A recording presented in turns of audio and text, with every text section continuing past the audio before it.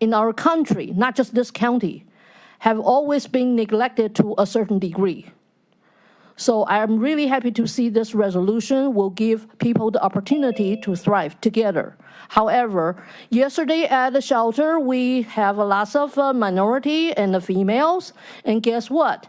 One senior citizen, again, she's also minority, seniors, and female for sure, and she has been provoked, retaliated, and now she ended up in the hospital. That's last night. She has not coming back yet. Hopefully, she will be able to come to tell her story tomorrow. Otherwise, I will do her on her behalf. I will tell her story on her behalf. So please understand one thing.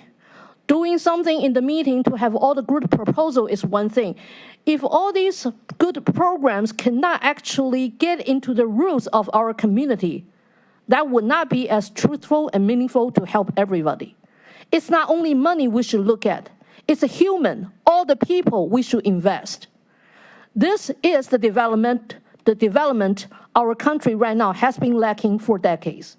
Thank you very much. That was our only public comment? Yes, Mr. Chair. Okay, very good. We have minutes from our previous meeting. Has there been an opportunity for everybody to review the minutes? Hearing no comments in regards to the review time, the chair will move to approve the minutes of the previous meetings. Is there a second? A second. It's been seconded. Is there any discussion in regards to the minutes? Hearing none, all in favor of approval of the minutes, say aye. Aye. Any opposed? Hearing no opposed, the minutes are approved. We have one matter to read before the committee today, so if you could please read into the record. And because we have subcomponents to it, could we just read all the subcomponents? Because I think we have folks here that are excited about presenting on those, and I know it means a little bit more reading, but I appreciate it. Thank you. Resolution 2022-0044, making awards on requisition number 6222 to various providers in the total amount not to exceed $3 million for the design and administration of a small business program with a focus on minority and women-owned businesses for the period March 1st, 2022 to February 29th, 2024. This is for contract numbers 2177 with Economic and Community Development Institute, and that is in the amount not to exceed $750,000. Also for contract number 2179 with National Council for Community Development, doing business as National Development Council, in the amount not to exceed $750,000. Contract number 2180 with Ohio Aerospace Institute, in the amount not to exceed $1 million. And for contract number 2181 with Village Capital Corporation, in the amount not to exceed $500,000.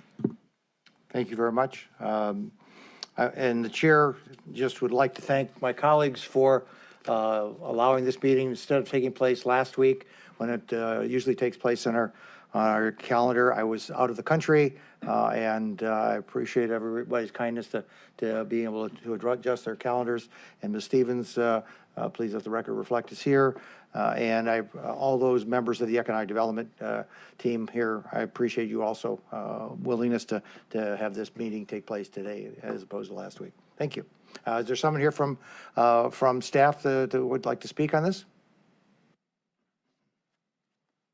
Good afternoon. Paul Herdig, your Director of Development. I'm going to be very brief because I'm going to turn this over to those that actually did the hard work. I just want to note that Cuyahoga County has been a leader in supporting the small business community across Cuyahoga County for a number of years now. We provided funding to almost all of the organizations that are represented in this room today to do that work, to both provide capital to small businesses, in other words, money, loans, and equity investments, and also to pay the staff that do the technical assistance. We've been doing this on kind of a one-off basis. About a year ago, we said it makes sense to do this in a more organized way. So consulting with the county executive, we decided to set aside $3 million for an RFP process.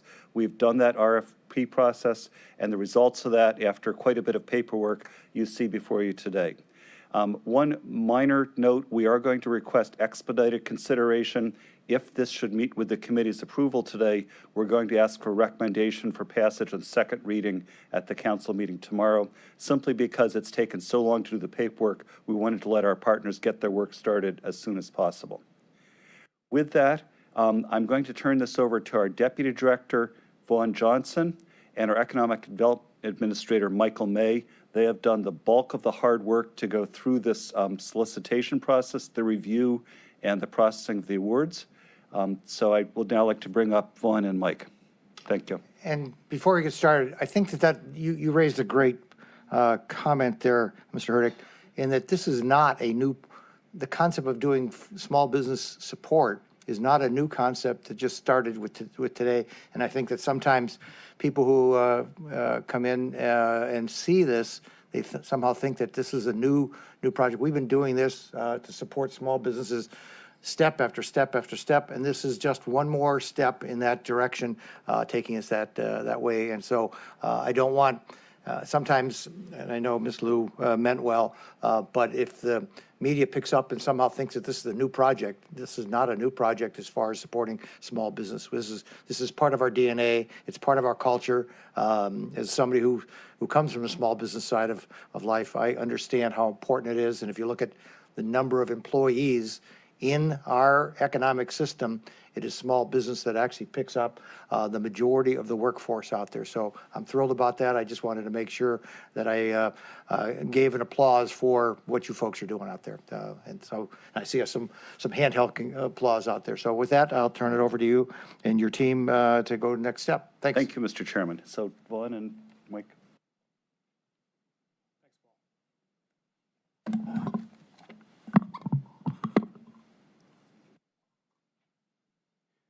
Good afternoon, Vaughn Johnson, Deputy Director for Economic Development for Cuyahoga County. Before I get into the slides, I just wanted to take a moment to kind of reintroduce myself to the committee. The last time I was here was almost 6 months ago, and I don't know if everybody remembers me, and I don't know if everyone was here at that time, so I just want to take a moment to introduce myself. Tell you a little bit about my background. So even though I'm relatively new to the county, I'm not new to this ecosystem. I spent the last 20 plus years of my career as a chief executive officer of multiple credit unions. I served as Excuse me, Mr. Johnson, can you speak a little closer to the microphone? I'm sorry. I spent the last 20 plus years of my career in the economic development ecosystem. I was a chief executive officer of 3 separate credit unions where we worked with developers and also as SBA lenders. I also worked as the chief operating officer of an economic development corporation, and most recently I served as the director of the Minority Business Assistance Center at the Urban League of Greater Cleveland. I'm a proud native son of Cleveland, Ohio. And with that, I just wanted to give a little bit of introduction and context to my background. So one of the ways that Cuyahoga County supports small businesses is through support that we provide to agencies and organizations that provide direct support to those small businesses. Part of my vision for the county and our small businesses is that we continue this kind of support, as well as programs like our Skill Up 2.0 program, which has been reimagined, other programs that we offer through our Economic Development Division, and then also continue to serve as a connector for those businesses that reach out to the county, and we connect them with a variety of organizations, which some you're going to hear from today. Moreover, this fundraising is critical to addressing the many needs of the small business community. As a matter of fact, I actually worked for one of those organizations that's here today. As a director of the Minority Business Assistance Center, I can tell you firsthand that the funds that we receive from the county and other organizations helped us provide technical assistance. And in January of 2021, when I was at the Urban League, we launched the UBiz Venture Capital Fund.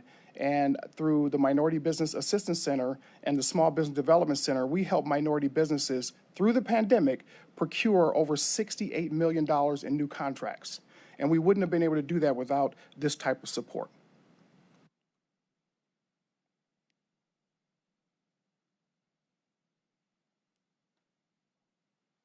There we go.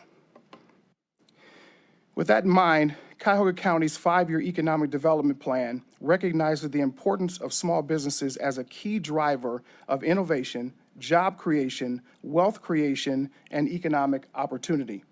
Within the small business sector, the county further recognizes the need for targeted and active supports to overcome the effects of past discrimination against minority and women-owned businesses, entrepreneurs, and business owners, in both areas of capital provision and technical assistance. In the summer of 2021, through an open, competitive process, the Department of Development proposed to allocate a new round of capital resources, operating funding of $3 million appropriated to help fund nonprofit support organizations who would creatively assist small businesses in those key areas. The department requested proposals through an RFQ number 6222 from qualified Cuyahoga County-based nonprofit and for-profit entities or partnership entities who would design a superior small business supports program or programs and administer such financial and technical assistance to its clientele, with a particular focus on equity and inclusion for minority and women-owned businesses.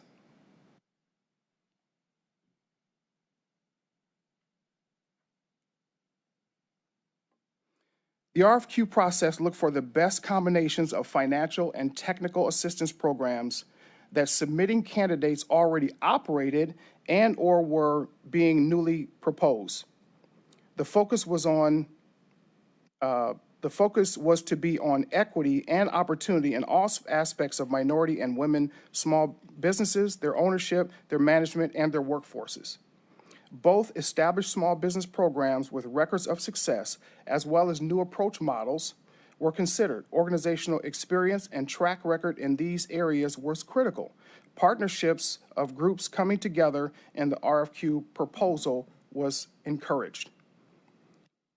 The Department of Purchasing screened and accepted 7 qualified proposals from a pool of submissions that were received. These proposals were reviewed through the DoD-appointed RFQ evaluation panel of professionals and volunteers, which scored them and recommended successful applicants for specific funding levels.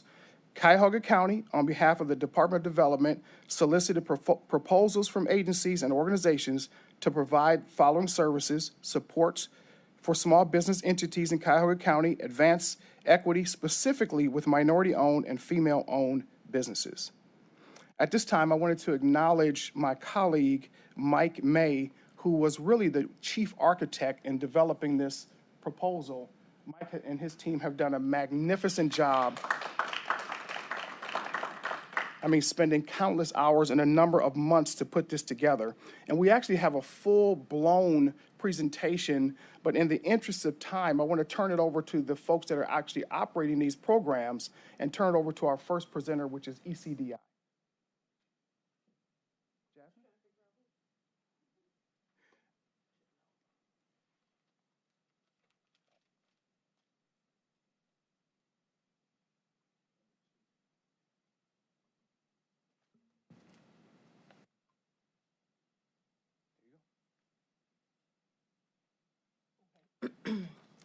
I'll improvise. Good afternoon, everyone. Oh, it's okay. I'd like to thank the county for giving ECDI the opportunity to continue to do the work, in addition to expand the work that we do here in Cuyahoga County, and really giving us the opportunity to continue to advance equity.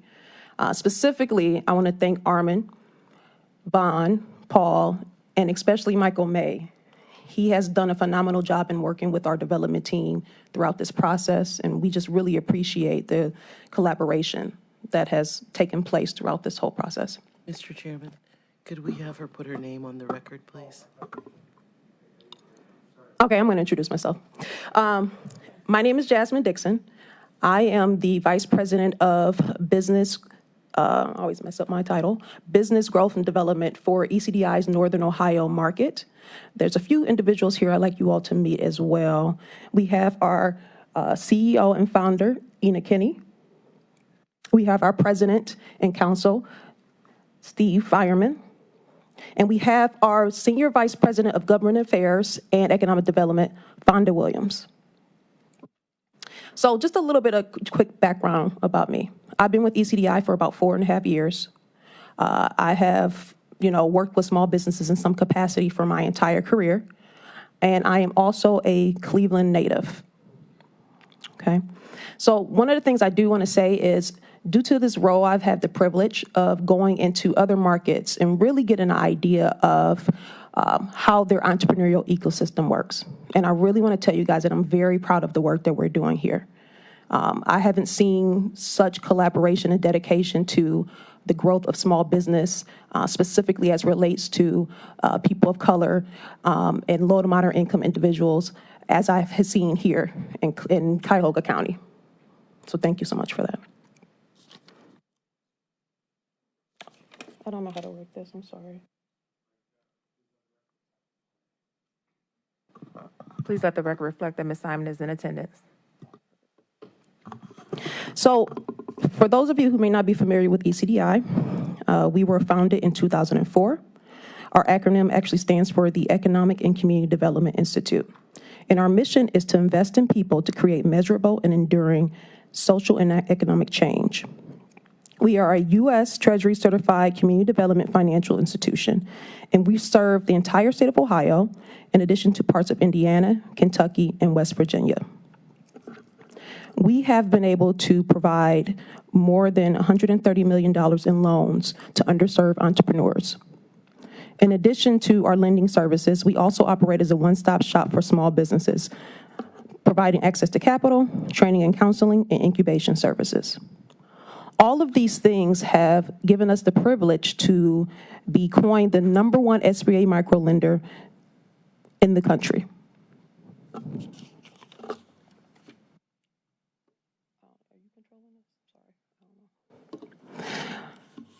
So specifically about our work in Cuyahoga County, I'd like to tell a little bit more about that. We have been able to disperse more than $4 million to small businesses throughout Cuyahoga County. We've assisted the county in dispersing $500,000 in grants. To do the work that we've done, we've been able to leverage more than $6.9 million in both federal and private institutional funding. Specifically, as it relates to our ODSA funds, we've been able to lend over $1.7 million since 2020. And of course, we can't forget about PPP lending. We were very thankful to have the opportunity to assist our underserved businesses who may not have had the opportunity to obtain access to those funding. And so we were able to provide more than $5.8 million in lending since in 2021 for PPP lending. That brings us to a total impact of over $19 million, resulting in 3,000 jobs created and retained. Now, of this total 19 million, 50% of those clients were women of color. 50% of those were women-owned businesses. 77% were Black-owned businesses. 4% were Latino businesses, and 40% were low to moderate income individuals. This is Michelle Madison. She's actually one of our favorite businesses here in Cuyahoga County. Michelle has had 35 years of experience in childcare. She recently opened a business called Nurturing Excellence Child Enrichment Center. Michelle came to us back in 2018, and she had a business plan, but she really needed to take things further and really define her goals in that plan. So she was able to work with the WBC to really solidify and get her business plan where she needed it. But in addition to that, she needed access to funding. Now, when she first came to us, she had a property, and it was, a good property, it was a good location, but unfortunately, the opportunity fell through. So she was lucky to find another location in Euclid, which actually ended up being an even better location. But the problem was that they had severe water damage. And so not only did she have to acquire additional funding from us, but we had to be very thoughtful about how we disperse those funds. One of the things that sets us apart from your average lender is the way that we work with clients when it's related to their lending. We didn't want to put her in the position to take on all of that debt at one time because, as most of you know, after you get a loan, within 45 days, you're repaying that loan back. And so what we did was we worked very closely with Michelle to disperse those funds as needed. And it positioned her to be able to personally pay the debt every month while she, positioned the actual center to get open. So she actually was able to open in fall of 2020, and I'm happy to say that her business is thriving. ECDI's capacity has expanded tremendously, just even in the last 4 years since I've been here. We have phenomenal leadership, as I mentioned, our CEO and president. But in addition to that, we have a very, very dedicated staff. I mean, it's like nothing I've ever seen before. We currently have local relationship managers here in our Cleveland office. We also have coaches and trainings who work out of our Women's Business Center. We have a slew of staff for our lending operations, in addition to development team, marketing team, fiscal, and compliance team. All of these individuals allow our business and our operations to run effectively. In addition to expanding our staff, we've also developed a more grounded infrastructure and taken the time to utilize more technology, which has allowed us to operate more efficiently. But outside of all of these things, more importantly, has been our partnerships that have allowed us to continue the work that we're doing and to continue to expand and help these businesses in sometimes some of the most innovative ways that we can think of based off of what their actual need is.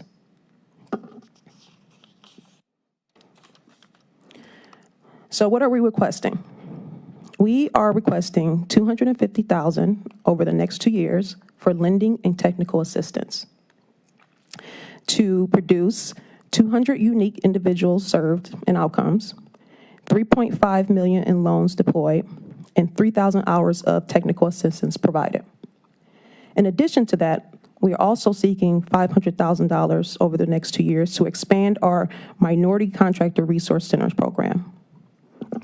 As a result, we intend to assist 75 unique individuals, provide $500,000 in loans, and provide training and technical assistance of 1,000 hours. So just to dive a little bit deeper into our technical and lending and technical assistance services, I would like to tell you a little bit about our lending requirements and our lending products and our technical assistance. Our loans range anywhere from $750 to $500,000.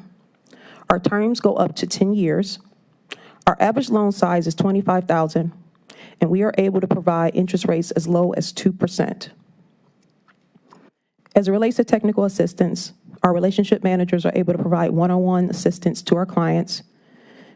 After our clients obtain lending, they continue to get assistance from our portfolio team, in addition to other professional consultants that we bring on.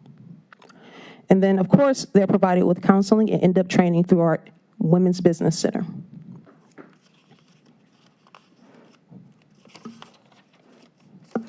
To speak a little bit more about our MCRC program, which is our Minority Contractor Resource Center, I'd like to give you a little bit more information on that. It was established back in 2017 to address the disparities in participation of minority-owned firms in the construction industry. This program allows us to provide training, technical assistance, access to markets and bid opportunities, mentorship, and access to, of course, affordable working capital. And the training that we provide is industry-specific to those businesses. We've been able to serve more than 260 businesses in our Central Ohio market, which is where this originated. And in doing so, 100,000 contracts were mobilized through $4.3 million in loans. So how does this MCRC program work? Well, there are actually 4 pillars to this: coaching, capital, contract, and connections. We provide them with coaching so that the businesses are positioned to grow, and that can be through business planning, financial projections, and assisting them with MBE and WBE certifications. With the access to capital part of this program, we are able to provide up to $500,000 for labor, materials, and other upfront costs associated with construction projects. And the great thing about this is that there's no collateral outside of the contract required. As it relates to contractual procedures, once ECDI's clients are loan ready, they provide a signed copy of the contract, and ECDI works with the general contractor to sign the appropriate joint payment agreement. And of course, the last pillar, connections, as we continue to work with clients, they will continue to receive services that allow them to grow, including procurement opportunities, of course, ongoing small business training, mentorship, and more. Thank you.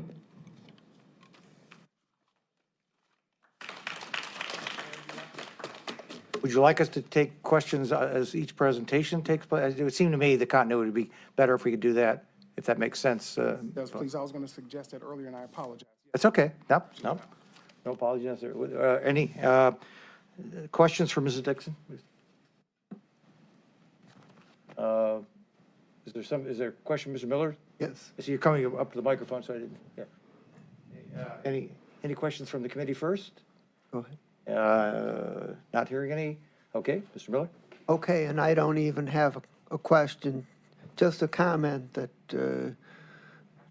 that maybe your ears are ringing, but I frequently cite ECDI as an example of the principle that the county should not go out and create its own program where there's an organization out in the community that can do the same thing, can do it better, and can do it more effectively, and has an excellent track record.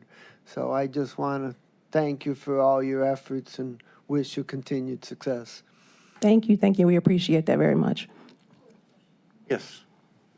Jacobs? Yeah, and thank you for your work on this.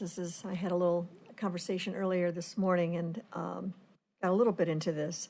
So when you say that there's no collateral outside the contract is required, so if someone comes to you and they have an idea of they'd like to open a hair salon, they have the experience, they've been there 10 years, maybe they have a couple other technicians that are coming with them, what skin in the game do they need to have in order to be a partner to this type of program? Is there any, or? So as it relates to this particular program, which is specifically for minority contractors, the collateral is the contract that they have between themselves as subcontractor and the general contractor. That lets us know how much funding is coming. We can use that and utilize that as collateral. Outside of this program, we do require our clients to inject some form of capital into the project. Okay. Typically, a bank will require 20-25%, whereas we will require 10 to 12%. Okay. As it relates to collateral, we typically will do an all business assets lien, but as you know, the vast majority of our clients don't have many assets to pledge. And so we try to get as close as we can to the required collateral amount, in addition to utilizing other programs, collateral supplement programs as well. That's really good to know. And as far as the coaching, which is, I think, one of the most important, even outside of dollars, is making sure that the idea of wanting a small business and the reality of what it takes to implement that are pretty broad. So that is a place where you also will make sure that the reality is talked about. Absolutely. We never want to position our clients to dig themselves into a hole, and we don't want to set them up for failure. Education is a large part of what we do. And actually, our motto is educate, invest, educate, and innovation. So we want to make sure that our clients have the tools and resources that they need to move forward. And if that takes some time, then it takes some time for them to get there. Even as it relates to our lending, we never really say no, we say not now. We figure out what resources we have to pull together to position that client to obtain that funding down the line in whatever time frame that they may need. And it's really important to keep people encouraged, because people do get discouraged going through the process. But because we work so closely and there's a lot of hand-holding involved, We try to maintain that motivation, and if they're truly, truly passionate about starting a business, they typically will get there. That's right. All right, well, good, thank you. Thank you. Mr. Chairman, I did have a Yes, question. Steve? So we look at $500,000 is what you will be using to lend to many of these borrowers, and you're talking about approximately 75 of them. Am I consuming that correctly? So, yeah, 500,000 in loans, and 75 unique individuals served, and that can look differently.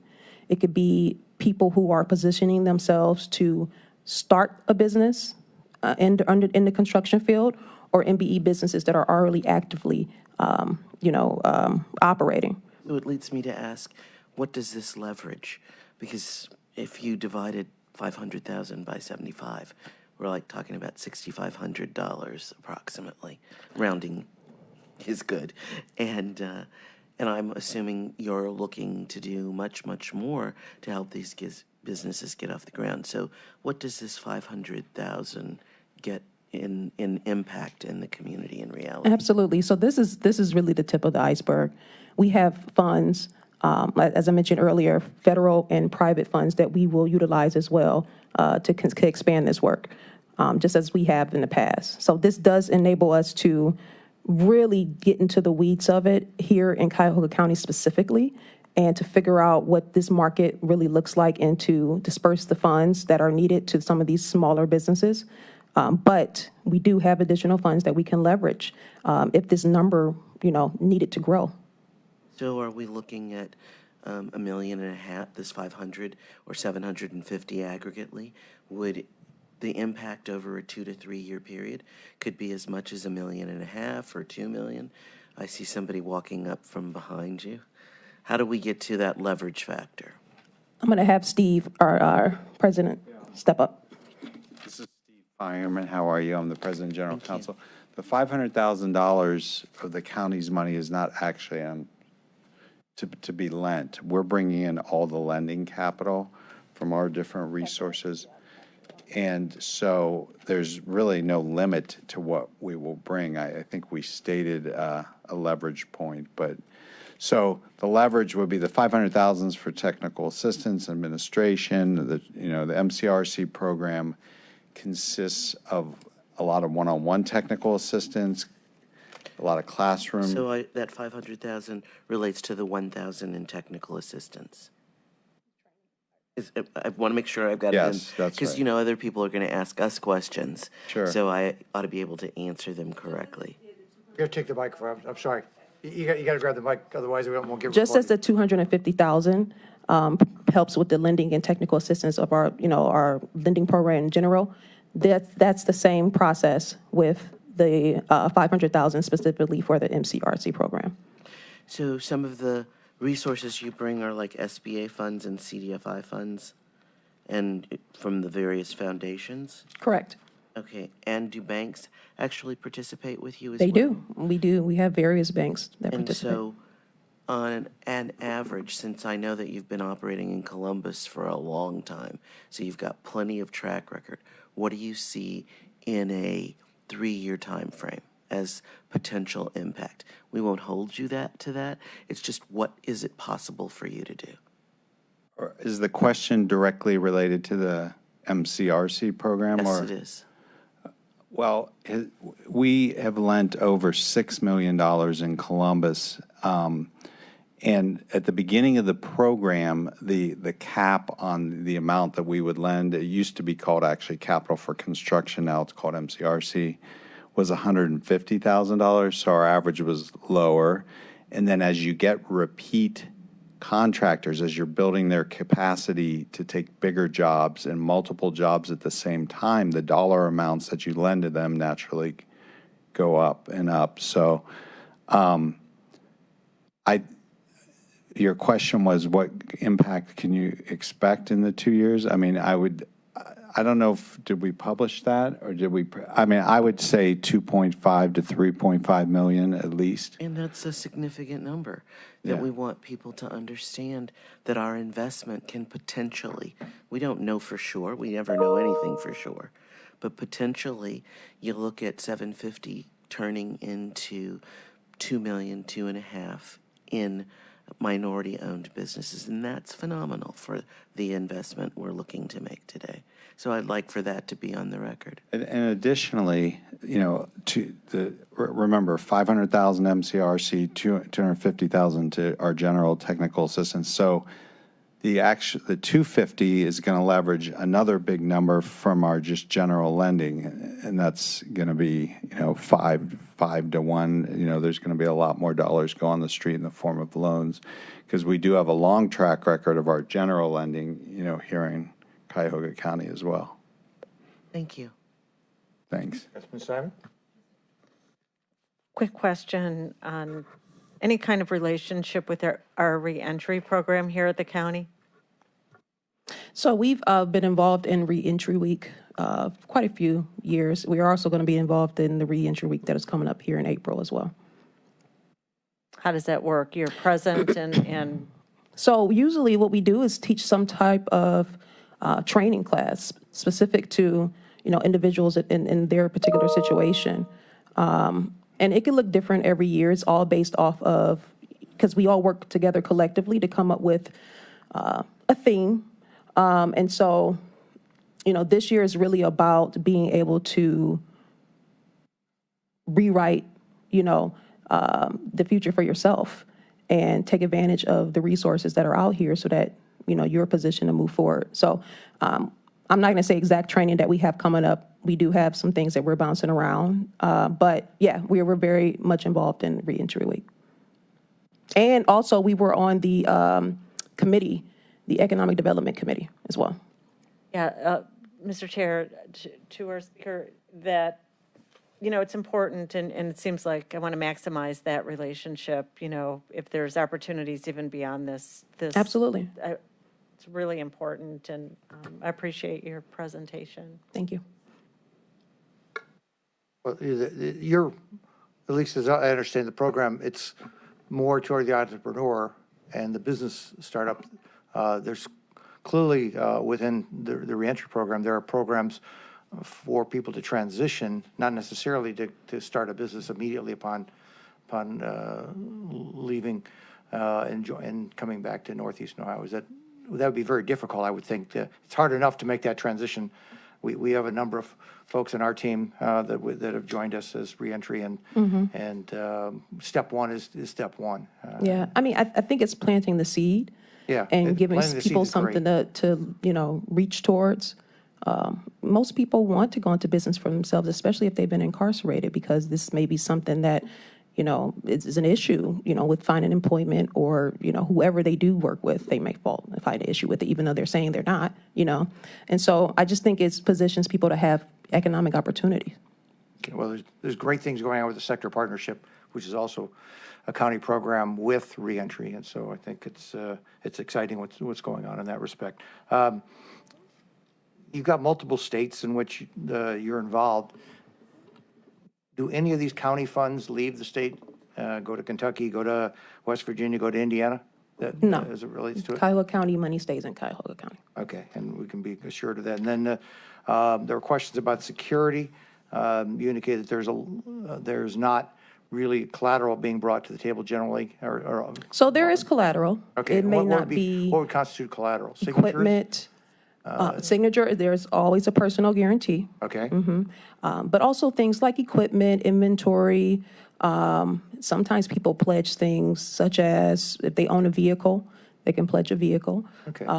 Things like that. Any rolling stock they would pledge, because we do transportation and trucking and things like that. So, there's a way for us to, and like I said, all business asset lien. So if something were to happen, they were to default in the loans, we can take what they have, in the space to recoup some of the funds that we've lost. Okay, I didn't pick up on that when Ms. Baker got her answer, so that's why I wanted to go a little Thank you. deeper on Yeah. that. Sorry. And so therefore, if you're buying, for example, her example was a hair salon, you're going to buy. All those folks who have hair have all the equipment that it takes to do those kind of things back there. I'm not sure what all goes on in Sure, there. you get haircut, right? So it's Well, I the same do. I thing. get which one? I think it's this one or this one. I'm not. It's not a whole lot up there, but there are capital equipment pieces that get purchased now. So your team would take a lien off against. So those. there are chairs, Yep, right. Those- You know, yep. there's the, I don't know what you call them, but the stations that they have all these products, you know, and there are other businesses that need these used items as well. So, Absolutely. So that's why I just want to make it clear to anybody listening to us that you do take security out in those kind of assets, which is a typical lender's. absolutely. Yep. Okay, from that standpoint. As I understand it, it's two separate programs you're pitching for here today, the 250 and the 500, which are repeated on a biannual basis. A 250 second year and a 250 and a 500 the second year also. Is that 2 years for each. Yeah, 2 years for a total of 1.5 million. If I'm understanding the numbers. A total of $750,000 for 2 years. At least I thought I understood it. 250 requested over 2 years. Right, Okay, correct. So it's not, you're not doubling it. Okay. Hey. You've met it's our only money, CEO, right? Ina Kinney. Prove the results, and I'm sure that it will happen. On the minority contractor resource, can you tell me what we're looking at? Are we talking about construction contracts? Are we talking about folks who are going to gravitate into being able to build a building like we're in here? Or what is the intent of how that program works? We really want to allow these MBE businesses to be able to actively participate in a lot of these commercial contracts. Okay. And so it could be, you know, building the McDonald's up the street. It could be hopefully being able to, you know, assist with the Cleveland Clinic build out. You know, we're working very closely with some of the larger construction companies like Gilbane to make sure that these general contractors are aware of, you know, what we have, because that agreement, that joint agreement is a big part of this program. And so they need to be on board and understand the, you know, the value that we provide as well. So it can look different. It could be, I mean, there are businesses that, you know, they're just getting started. They need to continue to grow. It's a ladder. And so they end up getting more and more funds. But I do want Steve to be able to tell you a lot more, because Central Ohio is where, you know, it originated, and we've been doing a lot of work down there. Well, if I'm reading the math, it's 18 years you've been at this? Well, we've been at ECDI, started in 2004. Yeah. And that was our general microlending training and technical assistance. Okay. But MCRC, what we're talking about specifically now for minority contractors, started in 2017. Okay, so we're looking And the at whole 5 years. idea, the genesis and the thesis behind it was the fact that we're in a booming economy. There's cranes all over Columbus, just like there is in Cincinnati and, of course, in Cuyahoga County and Cleveland.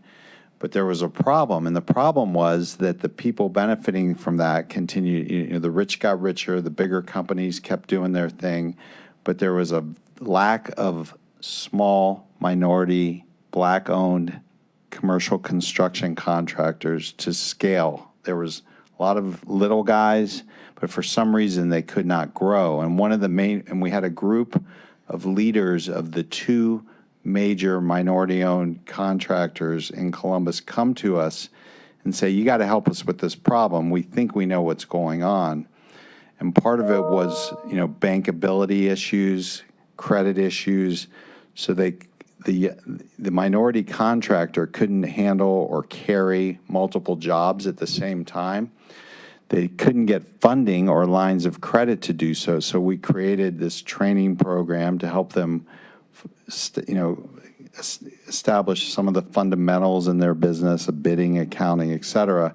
But more importantly, we created a loan product which enabled them to hire people, buy equipment, get on a job, and then multiple jobs, and do it over and over again to give them an opportunity to grow and scale. So you got to think of MCRC as the helping minority contractors scale. And I understand that to be an issue in a lot of the major cities, you know, around the state. So that's. I'm only concerned about this city, to be honest. That's why I was going to bring it all the way back to here to this. And that's our goal. And that's why we're bringing it here, and we're meeting with, and we need the help of major contractors as well as the county and as well as other funders. And we're like we discussed earlier, we're bringing in the loan funding, and then we're going to continue to bring on partners to help us scale some of these smaller minority-owned companies. So 2017, you started in Columbus. How long have you been really deploying this program in Cuyahoga County? I think that we've done a handful of loans. I don't, this is going to enable us, that's what the $500,000 is going to enable us to really launch it from, more partnerships, technical assistance, and training in this. We've done a couple of what we call the mobility loans that mobilizes the minority contractor to get on the job and buy the equipment, and then that's the loan that we were talking about that's not really collateralized. It's collateralized by a joint contract with the developer or the contractor. So we've done some of those, and now we're going to really, really launch the training and technical assistance aspect of it. Steve, is anybody else doing this in Cuyahoga County with the same kind of philosophy around particularly the contracting, the construction side? So we do have organizations that, are assisting businesses like construction companies. So for instance, MBEC program through the Urban League, which focus on helping them get certified, MBE certified, and obtaining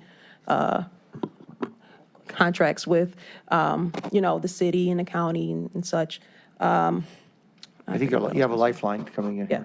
No, it's not a lifeline. Oh, no, that's, I didn't mean, I just meaning more to you. Jasmine's done a phenomenal job. She's wonderful. I want to give you a little bit of a background about our funding because I think it's really important. When first. You have to put your name on the record, please. Oh, I'm sorry. I'm Ina Kinney. I'm the founder and CEO of ECDI. Nice to meet you all.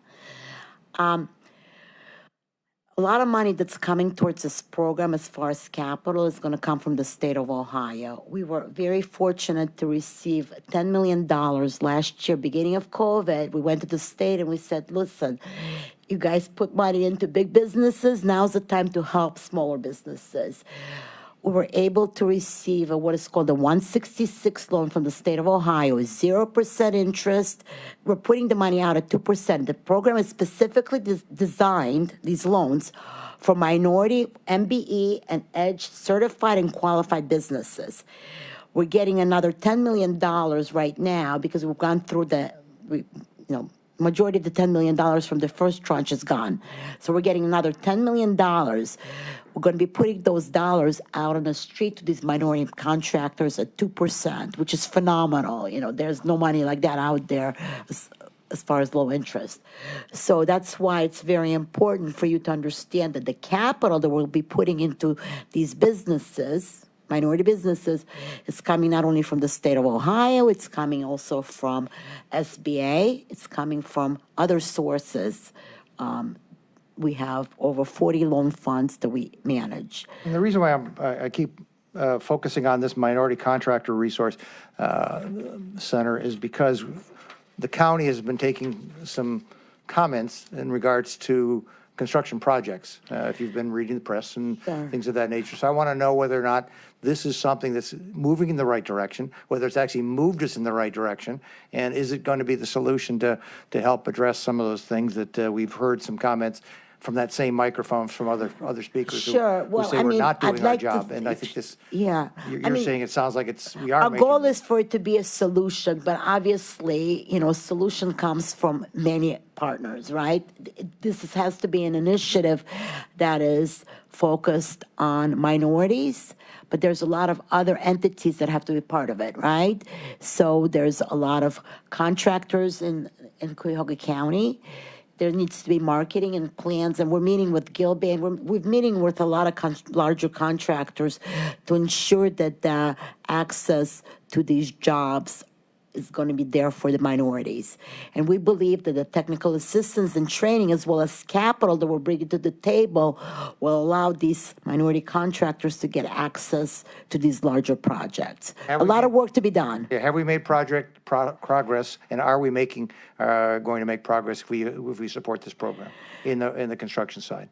Yes, we're going to make progress, but we'll be calling on you to make some phone calls so we make sure that people are giving our contractors access. Because it's one thing to guarantee and make sure that they have access to capital. We just have to be able to convince the larger contractors, that minorities are critical to the success of this program, and we got to be able to help everybody, right? So that's Well, our goal. Steve's comments were that we didn't have the access to capital to pull off these programs, so now you will have the access. Oh, we to the do have capital. access to capital. So We, that's, in a that lot. piece, that box is going to be checked Yeah. off, so there's no reason to think that's going to be a constraint. Yes, it's absolutely, we're there. Thank you so much. I'm sorry Thank you. for Other interrupting. questions from anybody? Yes, Ms. Baker, anybody else? Excuse me, Ms. Baker, your microphone. Just to clarify, in case anyone were to ask, the funding that you receive from the state is 0 interest, and you're charging 2%. So where does that 2% go? Because These are revolving loan funds. It goes back into the loan fund. It does, It does, 100%. All the money goes back. growing that loan fund. by Absolutely. charging the It's 2%. like an evergreen loan fund. It's a revolving loan fund. Everything goes back into the loan fund to loan out. Okay, good, thank you. You're welcome. Well, I assume you have to have some overhead, that something has to cover the cost of your overhead. There's unfortunately. Unless you're all working as volunteers, I think We're all volunteers. Sorry about that. I didn't think everybody's doing this for sure God and country, but yeah, I mean, we you're doing it. as the number one SBA microlender in the country right now, we're very proud of that honor. And, we put a lot of loans out, and we want to make sure that the lending that we do is responsible and it creates jobs. At the end of the day, all we do is about job creation and job retention. What's your default rate? It's very low, especially after COVID. It's very low. Right now, we're about between 5% and 7%. Oh, Yeah. very good.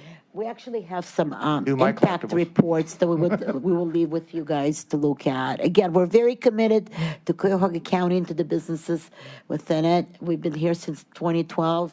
We have a great leader here, and also with Fonda on board, so we're very proud of our work, and we'll continue to do Okay. more. Any other questions? Based on any questions that have been asked? Just a brief comment, Mr. Sure, Chairman. please. Fonda Williams just joined their team in the last Yes. 30 days. I had been working with him in the Canton marketplace, so they're expanding all over Northeast Ohio, which I am incredibly pleased about as a former economic development officer and small business lender. This is the kind of work that helps more business build and grow in the areas of the state that we really need it. So I couldn't be more happy to see them expand and grow in Cuyahoga County. And Thank Fonda you. was the deputy mayor for the city of Canton, as well as the head of economic development. So very pleased to have him on board at ACDI. It's going to be a phenomenal opportunity. He's going to, we're all a team here, right? We all work together. So this is great. Thank you so much. How big is your multi-state staff? We have close to 80 staff right now, all in Ohio. But I thought you got to go out into Kentucky and Illinois and West Virginia. Indiana, Sorry, Kentucky, and West Virginia. And since we have an office in Cincinnati, it's adjoining MSA. So there's Indiana and Kentucky counties. We also have an office in Portsmouth, which serves Appalachia, and that abuts West Virginia. So it's surrounding counties to Ohio. Okay, but everybody's an Ohio resident.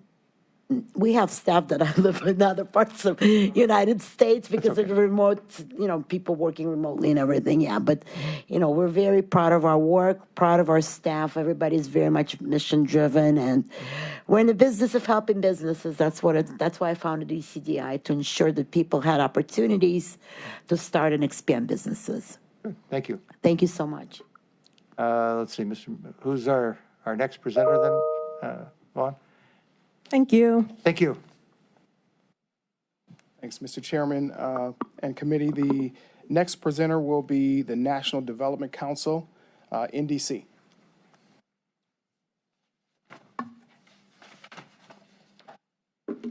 Hi, my name is Dirk Bennett. I'm the Chief Credit Officer for NDC Small Business Lending. And I'd like to thank you all for the opportunity to present NDC's proposal here. We're requesting $750,000, and I'll tell you how that breaks out as I go through it. I only hope I do half as good a job as Jasmine did representing my organization. I thought she was wonderful. It is tough being up here, as you can imagine. You're on cameras and facing y'all, but she did a really great job, and I hope I can too. I have the pleasure of working with a wide variety of ED organizations and planning departments throughout the country. And I can tell you here at Cuyahoga County, we are extremely well represented by Paul Vaughn and Mike May and other people that work on that staff. We're blessed, they're hardworking, they're intelligent, they're adaptive, and that's really not something you see in a lot of agencies that we end up working with throughout the county. For those of you who are not familiar with this, our PowerPoint is, and I think, which button do I press? The big green one? Got it. Okay. National Development Council has had a relationship with Cuyahoga County since 2006. We actually date back to 1969. We're one of the nation's oldest national community and development nonprofits. We have the simple mission of putting money into low-mod communities, taking capital where it historically doesn't want to go for market and non-market reasons. That's our charge. We do it 6 different ways in general. One, we're heavily involved in new market tax credits. Cuyahoga County has received a disproportionate share. I'm Cleveland born and raised and proud of it. And so when those new market tax credit allocations come to us, if there's a project here, the staff behind me is a great advocate. We advocate for it internally to get it funded. So we've done 4 projects here, which I can tell you is disproportionate to the rest of the country. We also have our LIHTC division, Low Income Housing Tax Credits division, where we do over $100 million in tax credits every year throughout the country. We also do training. We have taught 2 series. I've had the joy of teaching our current ED and CD practitioners, economic development finance and community development finance. Our training nationwide, our mailing list is about 50,000 people who we have taught at least 1 class over the last 5 years. It's one of the things we're best known for. We also have our technical assistance, and I'll briefly discuss that, which is what Corey Leone, and I believe Corey and Joe Gray have joined us via Zoom call. Corey Leone is a field director, and he represents us here in Cuyahoga County, and Joe Gray is responsible for a multicultural initiative, and I'll talk about that as I get into the presentation, but they're here via Zoom. And finally, we have the Grow America Fund and the small business NDC Small Business Lending, divided into 2 parts: the Grow America Fund, which is CDFI, and the Community Impact Loan Fund, which is a CDFI. And I'll talk why we have 2 separate CDFIs, but we're really here to represent SILF, Community Impact Loan Fund, in its request of the county.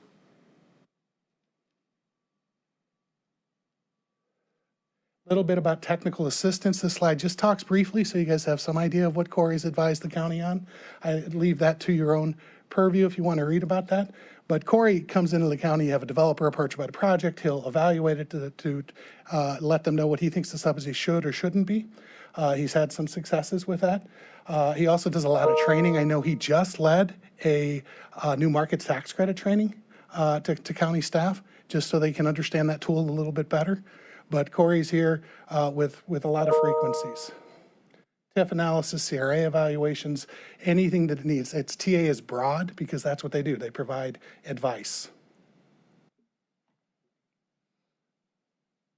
Oh, the laser. I just figured out how this works. Jasmine, it's harder than it looks. The laser has to hit. Yeah, the laser has to hit the, so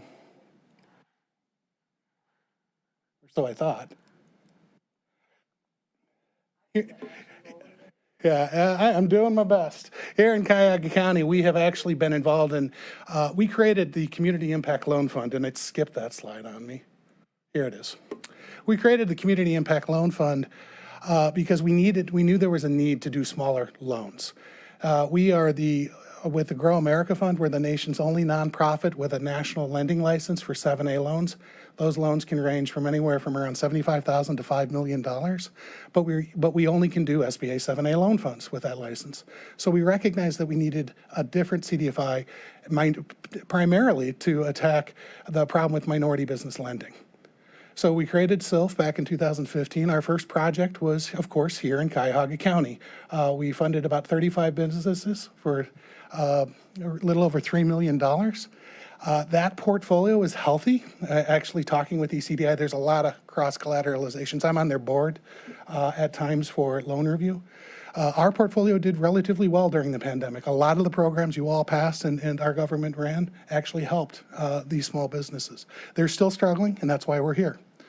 But the reason we created SILF was to deal with that. So those loans were smaller loans targeted primarily at minority-owned businesses. We partnered with the National Urban League and the local Urban League affiliate to find and develop those minority-owned businesses for that program. And as I mentioned, we've had 1 default with that, and we did recover the funds with that 1 default. But the other 35 are paying as agreed.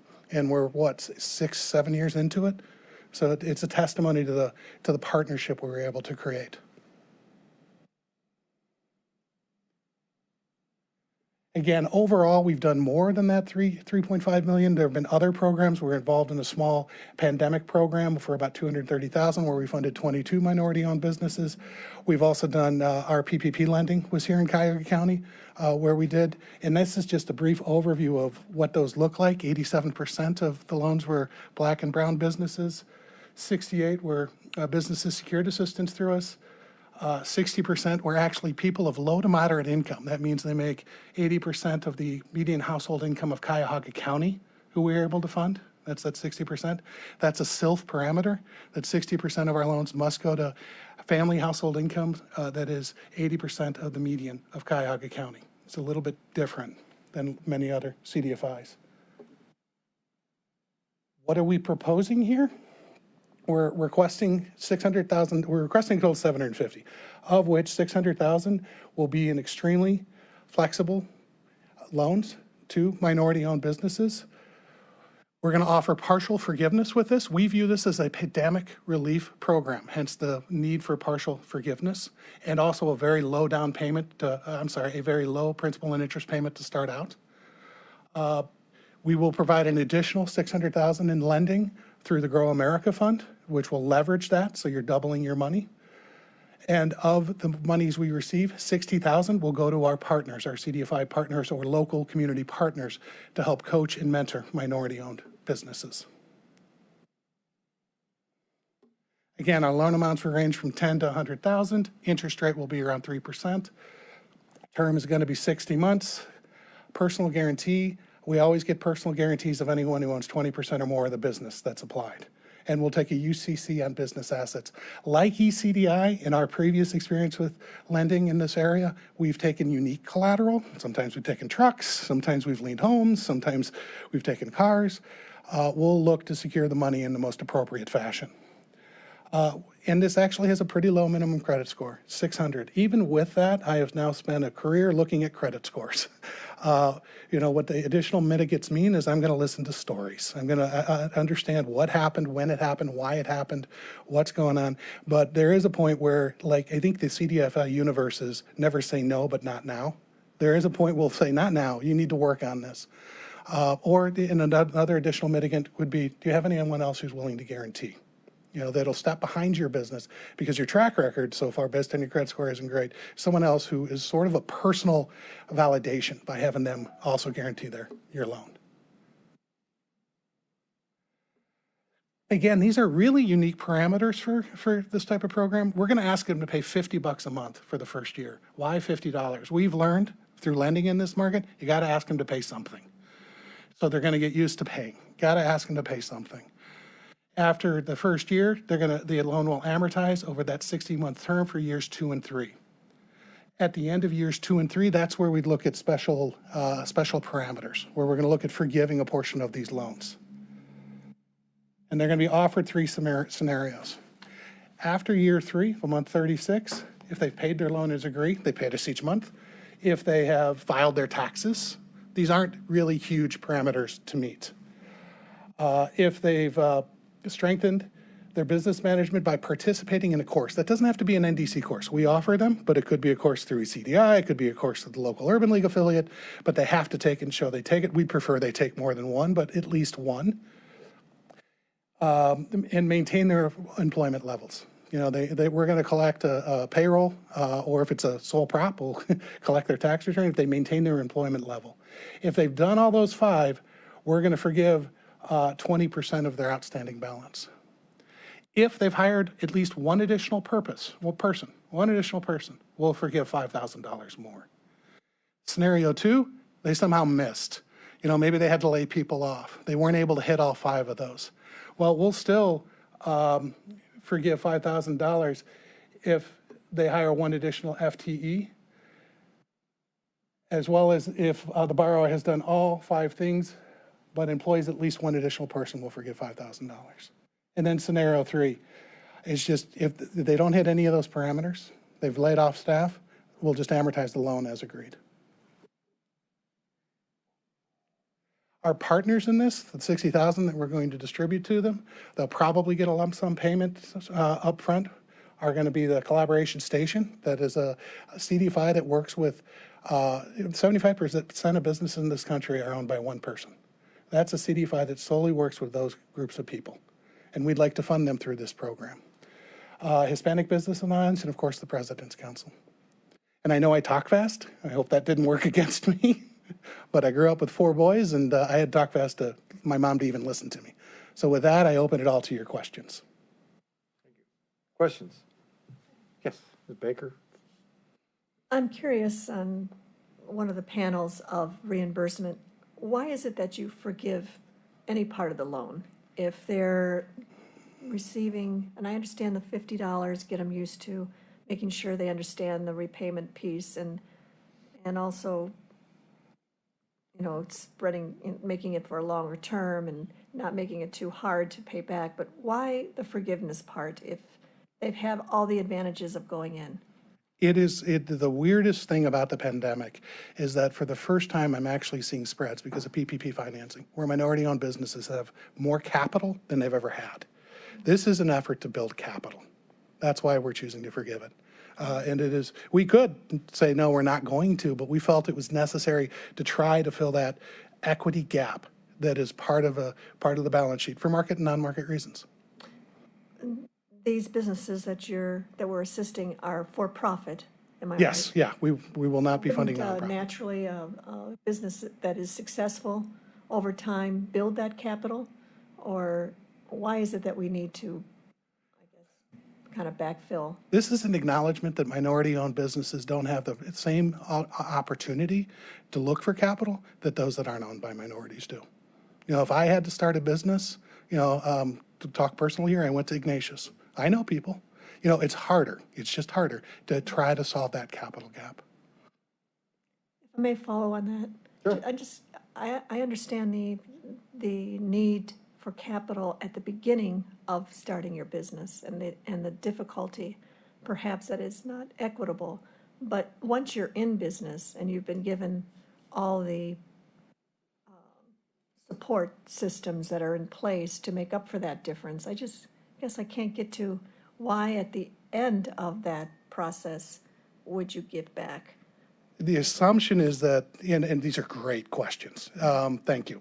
The assumption is that the minority-owned businesses start out with the same access to capital as every other business has. In my experience, it's not true. That's the assumption. And at the end of the day, the debt-to-equity ratio on any balance sheet is one of the most important ratios. If they ever get a significant line of credit, it's the one that the bank will certainly insert, and it helps them get there quicker, just a little bit quicker. It's not a big acknowledgement. We recognize that, but it is an acknowledgement. Thank you for that. I appreciate it. Other questions? Yes, Mr. Miller? You mentioned, Mr. Chairman, to the representative, you mentioned about the debt to equity ratio. What's considered an acceptable number? What's considered a very good number? In CDFI lending, I'm sure we all came up here, we'd have different answers to that question. 2 to 1 is your basic bank. For every dollar in equity, they have $2 in debt or less.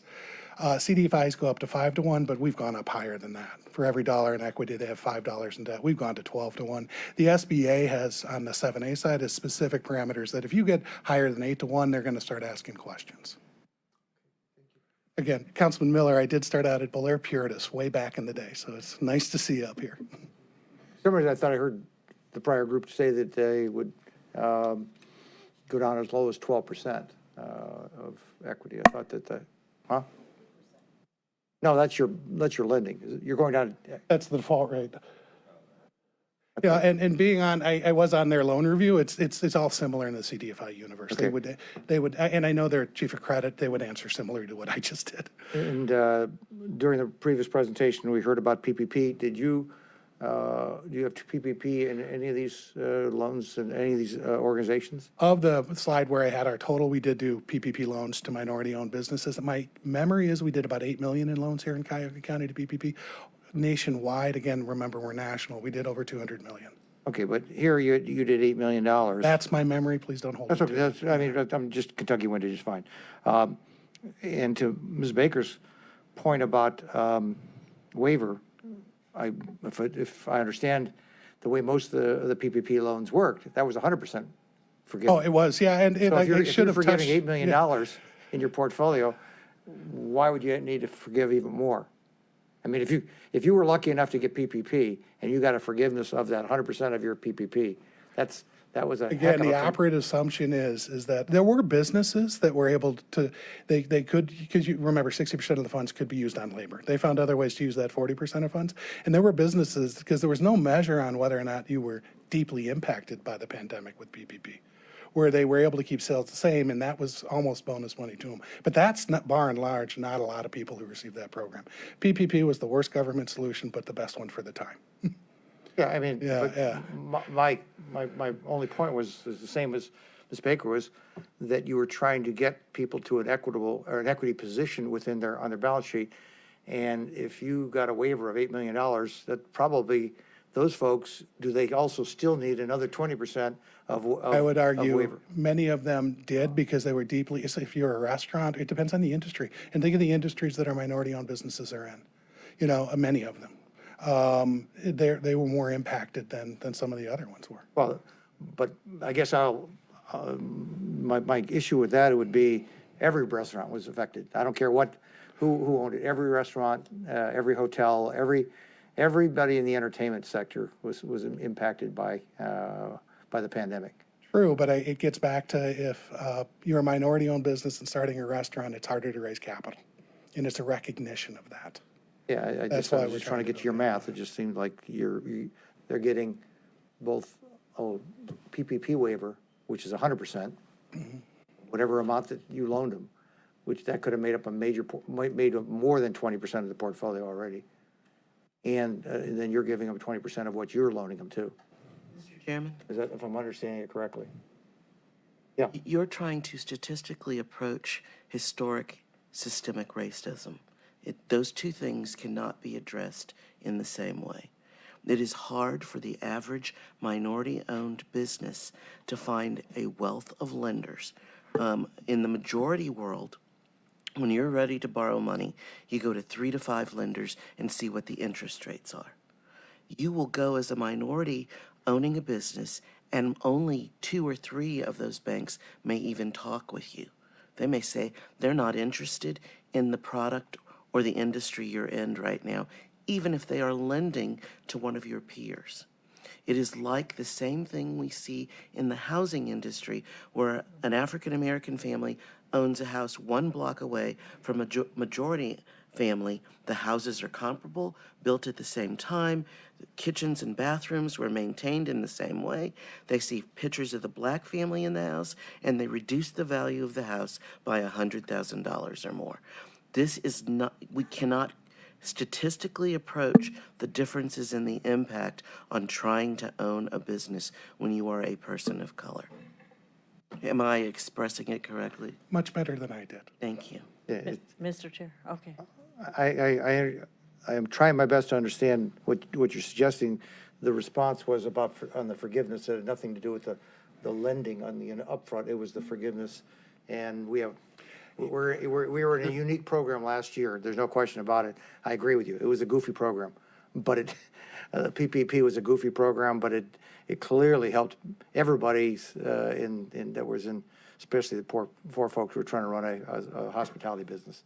They got hammered last year, and the full 100% forgiveness is what was done in the PPP loans. Yes, but the not vast 20%. majority of cases, yeah, they were able to get full forgiveness. Yeah, and some of them are able to get both rounds of the PPP loan, I assume, Yeah. if they're under 250 employees. Yes, we participated in 2 of the rounds, and we did have people get. Have you actually looked at what the balance sheets looked like if they wouldn't have been a PPP, and then what they did? Because I can only assume that anybody who got both rounds of that should have improved their balance sheet. Yeah, it depends on the business. It depends on where they're at. Depends on it really is unique to the circumstance. And remember, we were national, so local rules impacted them differently. We're here to, and yeah, by the way, all money stays in Cuyahoga County, in case that question comes up. We won't take a penny out of Cuyahoga County. It's taxpayer money, and I'm a Cuyahoga County resident. So. Ms. Simons? Sure, thank you. With regard to PPP forgiveness and how it intersects what we're discussing. I'm unclear about that, just because across the board, everybody got PPP forgiveness. This is a subset of our county that we're trying to redress some of the past wrongs. That's why we declared racism as a public health crisis. I don't see how the two even intersect when we talk about global forgiveness and a specific forgiveness for a group that we're trying to assist in terms of minority business practices and opportunities. So I guess I'm unclear about why we're talking about PPP.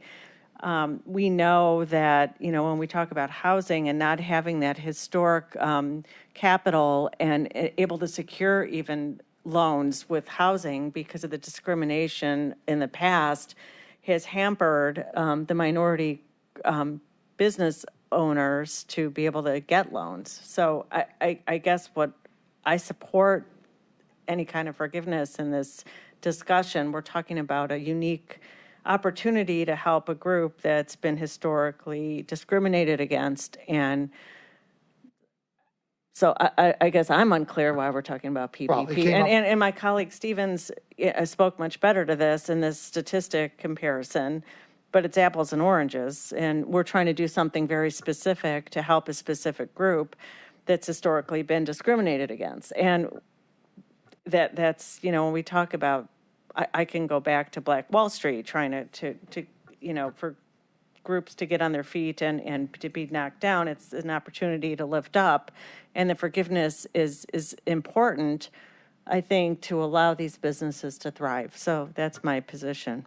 Yeah, Ms. Baker brought it up, was asking about the question, what happens after year 2 or 3 when the forgiveness kicks in, and what makes it, that's a program and a policy you've had in place. In what happened in the unique circumstances for everybody was the PPP, and that's the only reason it makes it. Do you change your policy for at least that interim period of time when you had these forgivenesses that would have taken place? And I don't know. And the answer is, it sounds to me as though they're going to get 2 forgivenesses at least during this period, or 3 actually. And remember, the assumption is that there were, certainly with PPP lending, there were all sorts of stories that not all businesses were able to access it. So some of the businesses may not have been able to. That's really who we want to target here. The hard to reach, the ones that aren't as sophisticated businesses. Thank you. Any other questions in regards to it? Thank you for all your questions. I appreciate it.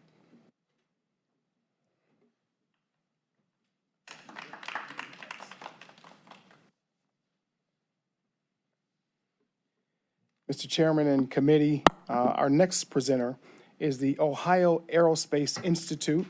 Mr. Anthony Gillespie, the Senior Program Manager and Director of Technology-Driven Economic Development. Anthony?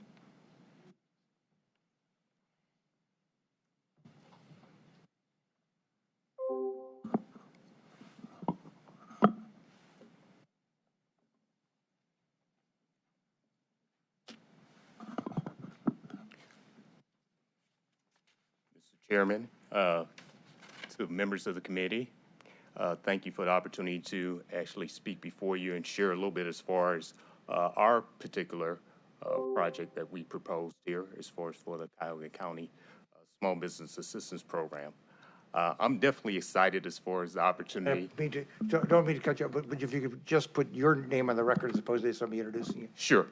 My name is Anthony Gillespie. I'm the Senior Program Manager and Director of Technology-Driven Economic Development with the Ohio Aerospace Institute. So, as I was saying, I'm very excited about this opportunity from twofold. One, as a small minority business owner and just seeing the things that are happening here in Cuyahoga County. It's an opportunity to really work with the entities here, and really the prospects for growth are great here. I think secondly, along the lines here, why I'm also excited is because we see organizations like our own really collaborating here to really drive and support small businesses here. What you'll see as far as from our slide deck here, as far as our proposal, we're taking a little bit of different approach from the previous speakers that you've heard here.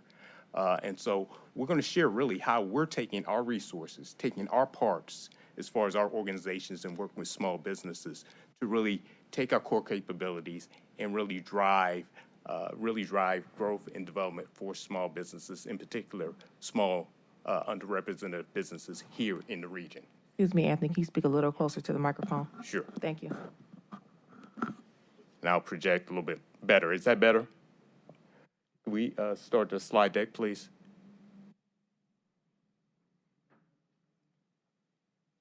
Next slide. So, actually, could we go back one slide, please? Okay.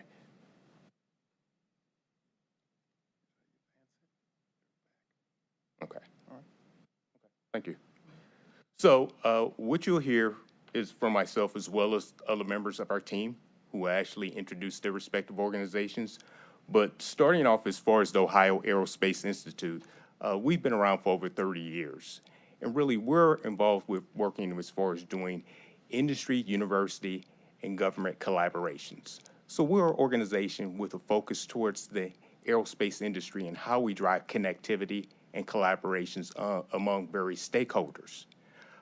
This project is really an example of how we drive collaborative activities as well, and what we've learned through our experience, where we're working with a number of partners here in the local ecosystem to really help support small businesses here in Cuyahoga County. We met as far as a number of organizations that we're collaborating with as part of an effort that looked at as far as called the Business Growth Collaborative. And really, as far as with the BGC, the Business Growth Collaborative, we worked together as far as looking at how could we, as business support organizations, help assist businesses within the greater Cleveland area. And so through that experience, then we've worked together for last few years, and we saw the opportunity here to take our individual capabilities and really put them together to really drive and assist small businesses here in Cuyahoga County. As far as OAI itself, we're an organization in the small business assistance area that has worked with companies and organizations here in Cuyahoga County, as well as throughout the state of Ohio, for over 10 years, in particular with the emphasis towards a program that's funded by the Small Business Administration called FAST. It's the Federal and State Technology Partnership Program. Through that experience, where we work with small businesses and we have an emphasis towards trying to get more underrepresented businesses involved as far as going after grant funding to support the development of technologies that they have to meet the needs of the government, we've learned as far as how to interface with companies and help them grow. And so that's really how we've continued to build our experience here. I would say about 60% of the companies that we work with through the FAST program and also through the ecosystem are from Cuyahoga County. So we definitely have vested interests here. So what I'm going to do through the next few slides here is let our collaborators talk a little bit about their organizations, who they are, and what they do within Cuyahoga County. And then I'll close things out as far as talking in particular, as far as specifics for our actual ask here as far as with Cuyahoga County. So President's Council will be the first organization coming up here to discuss their organization and their small business activities. Good afternoon, everyone. My name is Erica Pennick, and I am the Executive Director of the President's Council. One of the words that you're going to hear over and over again in this presentation is collaboration, and it's intentional collaboration. Many of the people that you see in this room today, we are all partners in many various capacities. The President's Council has been in existence for 25 years as an engine for Black business growth. We are Northeast Ohio's only Black business chamber. We represent just over 200 Black-owned businesses throughout Cuyahoga County. We are focused on 4 pillars, which is capital formation and investments, ecosystem building, business development, and entrepreneurial support. Our main factor in collaborating with OAI, ECDI, and the Urban League in this particular project is our Excellence in Entrepreneurship at Your Business program. That's a whole mouthful. But what it means is that we are infusing human capital into all of these businesses. We have contracted with organizations that are industry experts from HR, IT, legal, insurance, PR, and marketing to help Black-owned businesses scale and sustain. That means that by our expense, we are giving them these experts to help their businesses. Through this particular project, we are focusing on HR and accounting and financial support. So thank you.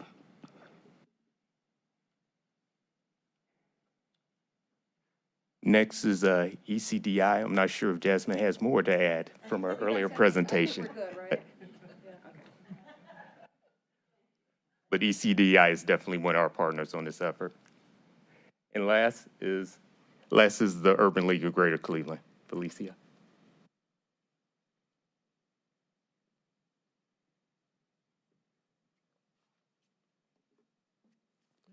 Good afternoon, Council, and we are so honored to be a part of this grant proposal.